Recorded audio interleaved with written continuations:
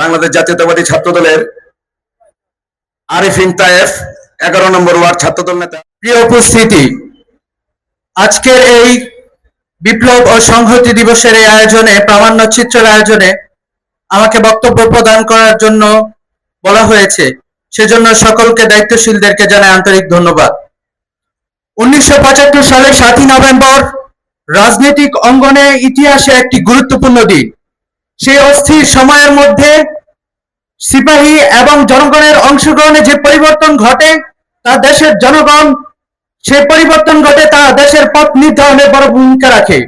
এদিন এই তৎকালীন রাষ্ট্রপ্রধান উপপ্রধান জিয়াউর রহমান মুক্ত হন এবং তিনি পরে রাষ্ট্র পরিচালনায় নেতৃত্ব দেন। অনেকের কাছে দিনটি সিপাহী ও জনতার ঐক্যের প্রতীক। 7ই নভেম্বরের আলোচনায় আমরা দেখি স্থিতিশীলতা, সংহতি এবং রাষ্ট্র পরিচালনার শৃঙ্খলা ফেরানোর চেষ্টা। শহীদ রাষ্ট্রপতি জিয়াউর রহমান জাতীয়তাবাদ, অর্থনৈতিক সংস্কার এবং বহুদলীয় রাজনীতির ভিত্তি তৈরি করে দেশের ভবিষ্যৎ রাজনীতিকে দীর্ঘমেয়াদী প্রভাব রেখে যান। বিএনপি এই দিনকে কেন্দ্র করে আলোচনা সভা, শ্রদ্ধা নিবেদন, গণতান্ত্রিক মূল্যবোধ তুলে ধরা এবং সংগঠনের ভিতরের ঐক্যবদ্ধ জোরদারের কর্মসূচি পালন করে থাকে। লক্ষ্য একটাই, তা হলো ঐতিহ্যকে মনে রেখে দায়িত্ববোধ ও সংহতি এবং মানুষের পাশে থাকার অঙ্গীকার নতুন করে স্মরণ করা। আজ আমরা যখন সেই 7ই নভেম্বরের কথা মনে করিয়ে দেয়, জাতীয় ঐক্য, জবাবদিহি এবং মানুষের স্বার্থকে সামনে রাখার মনোভাব এই দেশের অগ্রগতির মূল।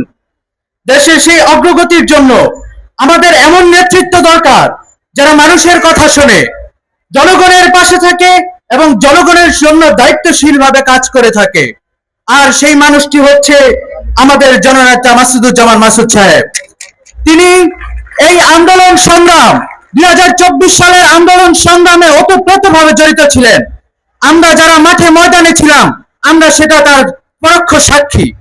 তিনি সেই 18 জুলাই থেকে ধরে তার আগের আন্দোলনগুলো থেকেও 17 জুলাই, 18 জুলাই যে আন্দোলনগুলো হয়েছে, সেখানে তিনি ছাত্রদের পাশে ছিলেন।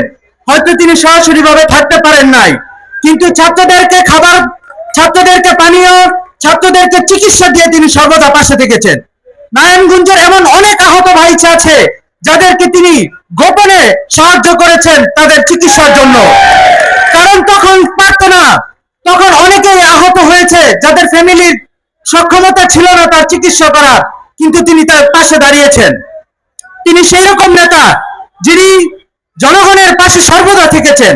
তিনি নারায়ণগঞ্জবাসীর পাশে থেকেছেন। করোনাকালীন সময় তিনি নারায়ণগঞ্জবাসীর পাশে থেকেছেন। আজকে তাকে নিয়ে বিভিন্ন জায়গায় বিভিন্ন প্রোপাগান্ডা ছড়ানো হচ্ছে, তার সাথে আওয়ামী লীগের সবই কিছু দিয়ে সেগুলো বিভিন্ন প্রোপাগান্ডা ছড়ানো হচ্ছে। তাদেরকে বলতে চাই, যেই ছবিগুলো নিয়ে আপনারা দুষ্ট রাজনীতিতে মেতেছেন, সেগুলো আসলে কোনো ভালো রাজনীতির লক্ষ্য নয়। কারণ যেই ছবিগুলো দেওয়া হয়েছে সেগুলো বিভিন্ন প্রোগ্রামে তাকে সম্মাননা দেওয়ার জন্য তাকে জোরপূর্বক সেখানে যেতে বাধ্য করা হয়েছে। তিনি এখনকার রাজনীতিবিদ, নারায়ণগঞ্জের অনেক রাজনীতিবিদ আছে যাদের সাথে আওয়ামী লীগের ওতপ্রোতভাবে সম্পর্ক ছিল, রাতের আধারে তাদের মধ্যে সম্পর্ক ছিল, কিন্তু মাসুদ সাহেব সেইভাবে কারোর সাথে সম্পর্ক রাখেন নাই। তিনি সর্বদা ছাত্রদের পাশে থেকেছেন, জুলাই আন্দোলনের পাশে থেকেছেন। জুলাই পরবর্তী বৈষম্য বিরোধী ছাত্র আন্দোলনে যে ভালো ভালো কাজগুলো করেছে, দেশ এবং রাষ্ট্র পরিচালনার যে কাজগুলো করেছে, সেই সব প্রত্যেকটা কাজের মধ্যে সেই মাসুদুজ্জামান মাসুদ সাহেব থেকেছেন। আজকে যারা তাকে নিয়ে এই দুষ্ট রাজনীতিতে মেতেছেন, তাদেরকে আমরা বলতে চাই, জনাব তারেক রহমান সবকিছু জেনে বুঝেই তাকে মনোনীত করেছেন।